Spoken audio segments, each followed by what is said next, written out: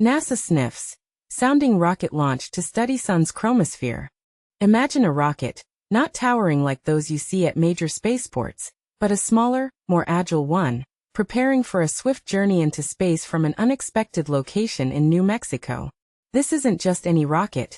It's a sounding rocket, a type that may not capture headlines like crewed missions or SpaceX's colossal Starship, but plays a crucial role in space research. But here's where it gets controversial. Despite their smaller size and shorter trips, could these missions be just as critical to our understanding of space as their larger counterparts? In the vast deserts of New Mexico, at NASA's White Sands Space Harbor, preparations are underway for a mission that might seem modest but has significant scientific ambitions. The mission, scheduled for a clear day, aims to launch a sounding rocket to study the Sun's chromosphere, a layer of the solar atmosphere filled with mysteries yet to be fully understood. This mission is not just a routine launch.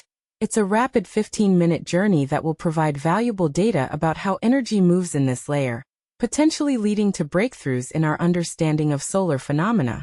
Sounding rockets, often overshadowed by their larger orbital cousins, are typically between 16 to 70 feet tall. For perspective, consider SpaceX's Falcon 9, which stands at a towering 230 feet. These smaller rockets are perfect for quick, cost-effective missions to lower regions of space that are inaccessible to satellites and larger spacecraft. This makes them invaluable for specific scientific tasks, such as the upcoming study of the Sun's chromosphere at White Sands. The mission will see the Black Brant IX rocket, nearly 60 feet tall, carry a payload that includes a new technology combining a standard imager and a spectrograph. This equipment will capture detailed images and spectra of the Sun, helping scientists dissect the light to understand the composition and behavior of solar material at different wavelengths. While most of NASA's sounding rocket launches occur at facilities like Virginia's Wallops Flight Facility or Alaska's Poker Flat Research Range, White Sands offers a unique launch site in the U.S. The last mission from this site was in November 2024, testing spacecraft performance in Earth's low-density magnetosphere.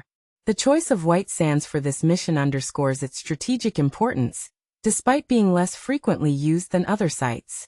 This upcoming mission is not just a routine launch. It's a glimpse into the dynamic and less understood middle layer of the Sun's atmosphere, where energy fuels solar flares and other phenomena that can impact Earth. And this is the part most people miss. The data gathered from this quick 15-minute flight could help safeguard our planet from solar storms that threaten our technological infrastructure. What do you think? Are sounding rockets the unsung heroes of space exploration? Could their contributions be as significant as those of larger missions? Share your thoughts and join the discussion below. NASA SNIFS launch. Decoding the Sun's chromosphere with revolutionary tech. The Sun holds dangerous secrets that could threaten our technology-filled skies. This July, NASA prepares to launch an unprecedented mission named SNIFS, Solar Eruption Integral Field Spectrograph, to unravel mysteries about our star's volatile behavior.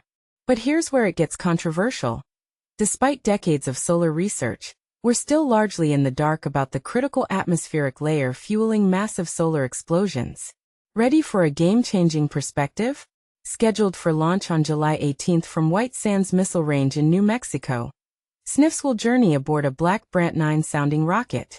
Its revolutionary mission? To study the chromosphere, that enigmatic layer sandwiched between the Sun's visible surface, photosphere, and its fiery outer crown, corona. Think of it as the Sun's middle child region where solar tantrums begin.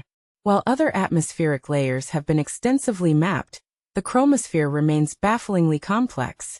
Philip Chamberlain, SNIFS lead investigator at University of Colorado Boulder, admits, there's still a lot of unknowns. A startling confession considering how much rides on understanding this zone. Here's why this matters urgently.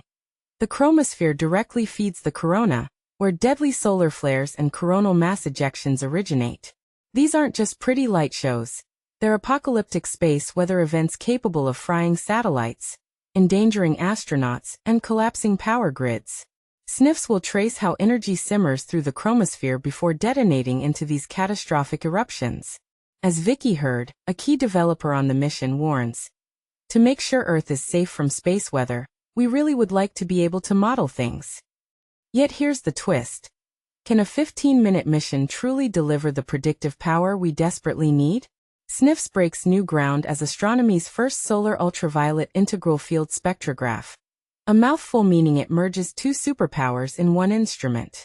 Unlike standard imagers that take wide-field photos, like panoramic cameras, or spectrographs that analyze light from single points, revealing composition and motion, SNIFS does both simultaneously.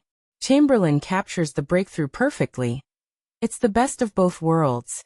You're pushing the limit of what technology allows us to do. By focusing on key ultraviolet fingerprints, especially hydrogen's bright signature plus silicon and oxygen traces, it will map how solar energy surges through the chromosphere toward space. The mission doubles as a training ground for future scientists. Sounding rockets like Black Brant IX provide hands-on cosmic experimentation for students, letting them try some wild things and even touch the hardware, as Heard enthusiastically notes.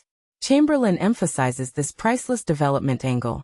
Young researchers bring enthusiasm, new ideas, and techniques that could revolutionize solar physics. But is this educational payoff worth the mission's constraints? Let's talk mission rhythm. In just 15 fiery minutes, SNIFS will blast to space, 90 seconds, stare at the sun for 7 to 8 minutes gathering critical chromosphere data, then parachute back to Earth's desert safety in 3 to 5 minutes. That's faster than your average coffee break. The landing target? The barren expanse of white sands. Chosen because the rocket will drift 70 to 80 miles, 112 to 128 kilometers, away during its brief cosmic tango. Heard's emotional connection to the project, "This has been my baby," reflects the high stakes. So what's your take? Can such a fleeting mission revolutionize space weather forecasting? Or is it a short-term gamble? Should NASA prioritize rapid student-driven projects over longer-duration probes? The debate rages. Drop your perspective in the comments.